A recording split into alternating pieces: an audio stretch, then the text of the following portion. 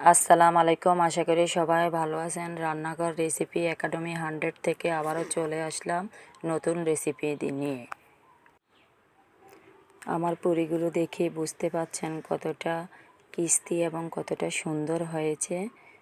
Sauce দিয়ে পরিবেশন করলে অনেক সুন্দর হবে।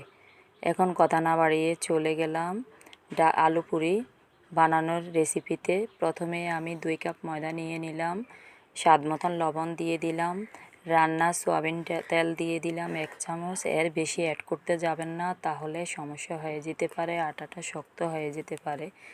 এখানে কোনোভাবে আটা ব্যবহার করা যাবে না ময়দা ছাড়া।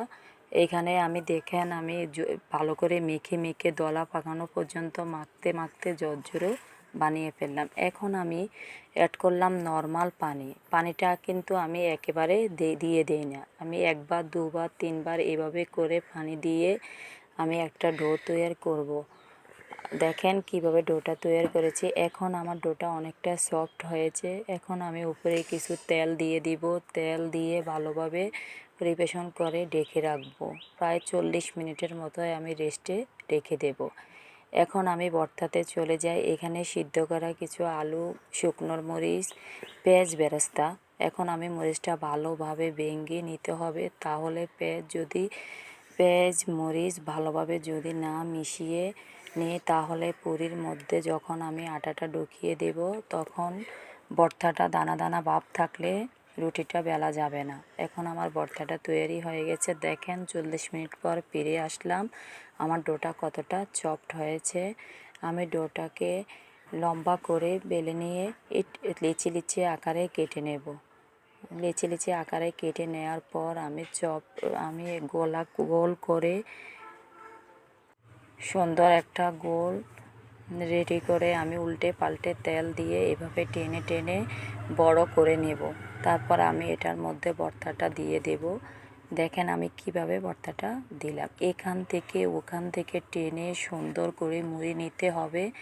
আমরা যেভাবে পুলি পিঠা তৈরি করি ওইভাবে দিতে হবে, কোনোভাবে যাতে আলুটা না ভিতর থেকে বেরিয়ে আসে, এভাবে দিয়ে দিবেন। দেখেন আমার হাতের দিকে ফলো করেন কিভাবে আমি টেনে দিয়েছি। এখন আমি অনেকটা, এখানে কোনোভাবে বেলার সময় গুঁড়ি ব্যবহার করা যাবে না। দেখেন আমি 2 হাত দিয়ে কিভাবে টেনে বড় করে আমি বেলনের সাহায্যে আলতো করে আমি এপাশ ওপাশ চেপে দেব। না হলে আমি যদি জোরে বেলতে যাই, আমার ভিতর থেকে পুরটা বেরিয়ে আসবে। দেখেন আমি কিভাবে তৈরি করলাম। এভাবে আমি একে সবগুলা পুরি বানিয়ে নিলাম।